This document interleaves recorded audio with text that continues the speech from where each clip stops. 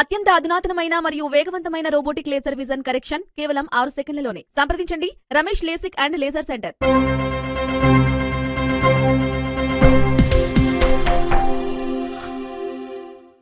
నమస్తే, welcome to Vihari round up.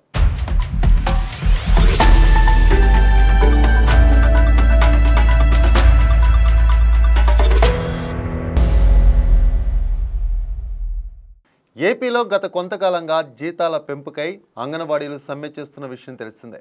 ఇందులో భాగంగానే అంగన్వాడీ కార్యకర్తలతో ప్రభుత్వం చర్చలు జరిపింది. వారి డిమాండ్లను కొలిక్కి తీసుకొచ్చింది. దీంతో వాళ్ళు సమ్మె విరమించారు.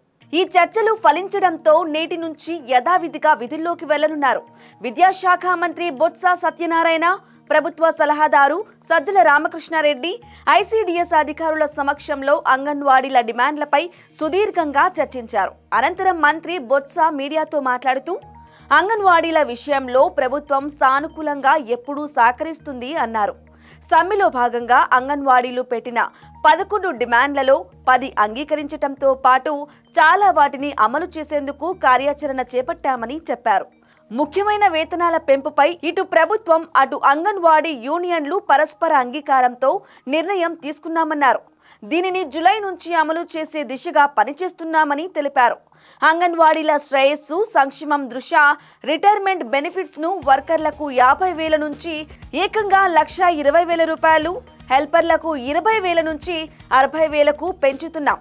అందరి ఉద్యోగుల మాదిరిగానే పదవి విరమణ వయస్సు 60 ఏళ్ల నుంచి 62 ఏళ్లకు, ప్రమోషన్ల కోసం వయో పరిమితి 45 ఏళ్ల నుంచి 50 ఏళ్లకు పెంచుతున్నామని తెలిపారు. కేంద్ర నిబంధనల ప్రకారం మినీ అంగన్వాడీలకు కూడా అప్గ్రేడ్ చేస్తాం. అలాగే అంగన్వాడీల్లో పనిచేస్తూ చనిపోయిన వారికి మట్టి ఖర్చుల కింద 20,000 రూపాయలు ఇవ్వాలని నిర్ణయించాం.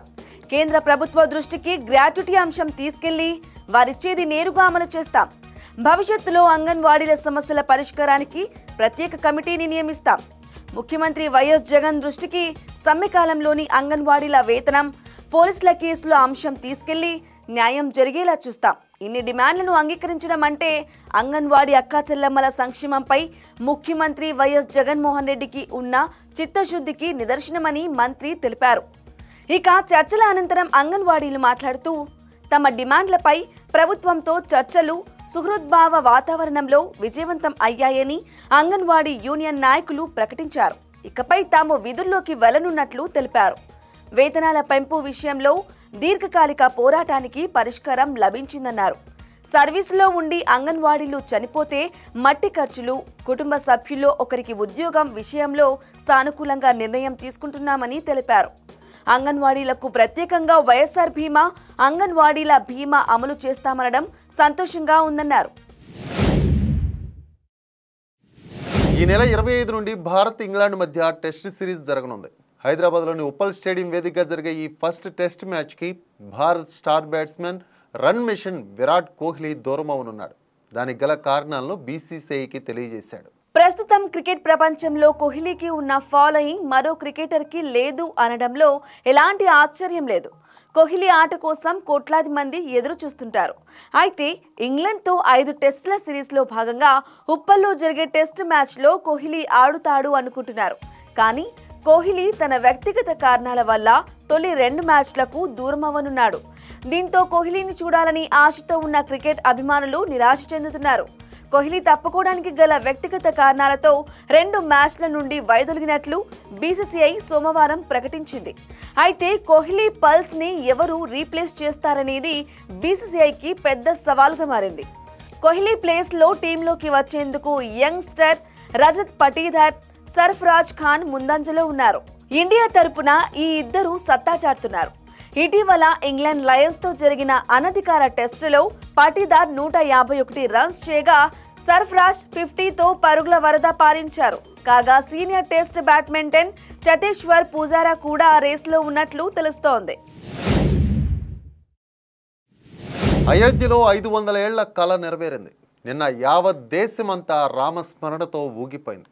అయోధ్యలో ప్రాణప్రతిష్ఠ కార్యక్రమం ప్రధాని మోదీ చేతుల మీదుగా ఘనంగా జరిగింది. ఈ నేపథ్యంలో గతంలో సుప్రీంకోర్టు అయోధ్యలో మసీదు నిర్మాణానికి ఇచ్చిన తీర్పు అంశం తెర మీదకు వచ్చింది. సుప్రీంకోర్టు అయోధ్యకి సమీపంలో మసీదు నిర్మించాలని 5 ఎకరాలు కేటాయించిన విషయం తెలిసిందే. 2019లో సుప్రీం ఇచ్చిన తీర్పు మేరకు అయోధ్యకు 26 కిలోమీటర్ల దూరంలో ఉన్న ధన్నీపూర్లో 5 ఎకరాల విస్తీర్ణంలో మసీదు నిర్మాణానికి Indo Islamic cultural foundation development committee సిద్ధమైంది. పవిత్ర రంజాన్ నెల తరువాత ఈ ఏడాది మే నెలలో మసీదు నిర్మాణం మొదలు పెడతామని development committee president Haji Arfat Sheikh వెల్లడించారు. ఈ మసీదు ప్రాజెక్టు కాంప్లెక్స్లో 500 పడకల ఆసుపత్రిని కూడా ఏర్పాటు చేసేలా ప్రణాళిక చేసినట్లు తెలిపారు. అయితే ఈ నిర్మాణానికి నిధుల సమస్య ఉన్నట్లు ఆ కమిటీ సభ్యులు అంటున్నారు. అయోధ్యలో రామమందిర నిర్మాణం కోసం దాదాపు 3,000 కోట్లకు పైగా విరాళాలు అందాయని, కానీ మసీదు నిర్మాణానికి నిధుల కొరత ఉందని ఐఐసిఎఫ్ ప్రెసిడెంట్ జుఫర్ అహ్మద్ ఫరూఖీ పేర్కొన్నాడు. అయినా కూడా ఇప్పటి వరకు నిధుల కొరకు తాము ఎవరినీ సంప్రదించలేదని, ఎలాంటి ఉద్యమం చేపట్టలేదని చెప్పారు. అలాగే భారత్లో మొఘల్ సామ్రాజ్యాన్ని స్థాపించిన బాబర్ చక్రవర్తి పేరుతో ఉన్న బాబ్రీ మసీదు పేరును కూడా తొలగించారని ఆ కమిటీ నిర్ణయించినట్లు తెలుస్తోంది.